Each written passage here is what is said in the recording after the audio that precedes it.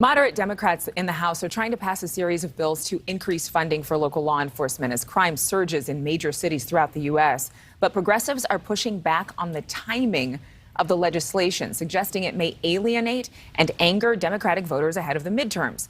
The legislators hope to bring the bills to the floor before lawmakers go on recess, but it appears they may have an uphill battle. Joining us right now for insight into the likelihood of Democrats to get any police funding through Congress, political advisor Kristal Knight. Thanks so much for being with us. What's the likelihood of this bill getting passed? Well, I think right now it likely will be stalled because the CBC has pushed back against this. My understanding from insiders is that the CBC and other progressives were not aware that this bill was being drafted and crafted in the manner that it has been. And I think that the challenge is that, ahead of the midterm elections, an increase in police funding will signal to the Black populations, particularly, and the Latino population, that the government cares more about funding the police rather than safeguarding the challenges that brown and Black people have had with policing in this country. I don't know about that, including the city of Minneapolis, where Black and brown communities are actually asking for more police. So I would have to do a little more research on that, just from what I've seen. But do you think moderate Democrats and progressive Democrats will come to an agreement on the bill's language? Well, I think that they should. So this is why I think that it's a good idea if they can come to some agreement.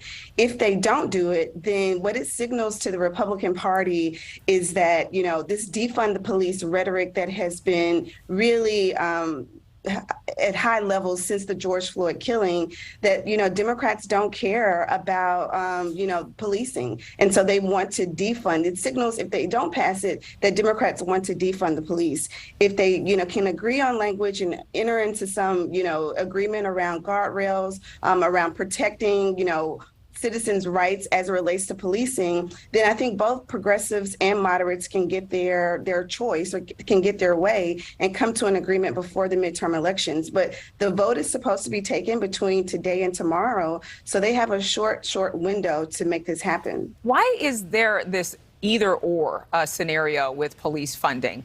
I don't even know if defund the police is still current. It seems as though it's going into extinction, even among Democrats. You look at cities like San Francisco, Philadelphia, Los Angeles, where Democratic district attorneys, top lawyers, they are getting booted or recalled or petitioned for impeachment because no matter who you are, you want your communities to be safe. So I guess my question is, why can't this bill address both compassionate and community policing, while at the same time recognizing that by defunding the police, you're actually shooting yourself in the foot? Yeah, well, I think that's a great question, and I think that this bill can do it.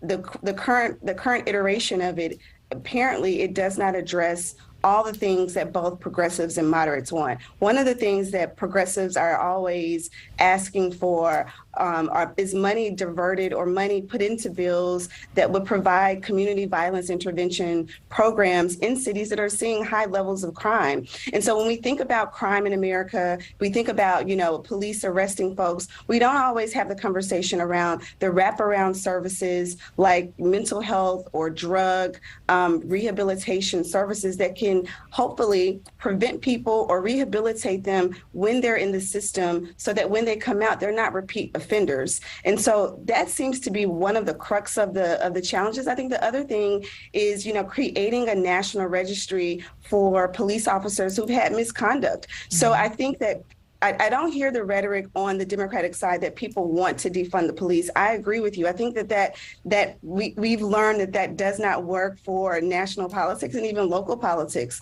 But I think we have to have both. So it's a both and. We have to have some funding to increase policing, but there also has to be guardrails put in place that would ensure that people who are, experiencing the system of, justice have some other type of rehabilitation services as opposed to just going to jail. Kristal Knight, we appreciate your time. Thank you so much.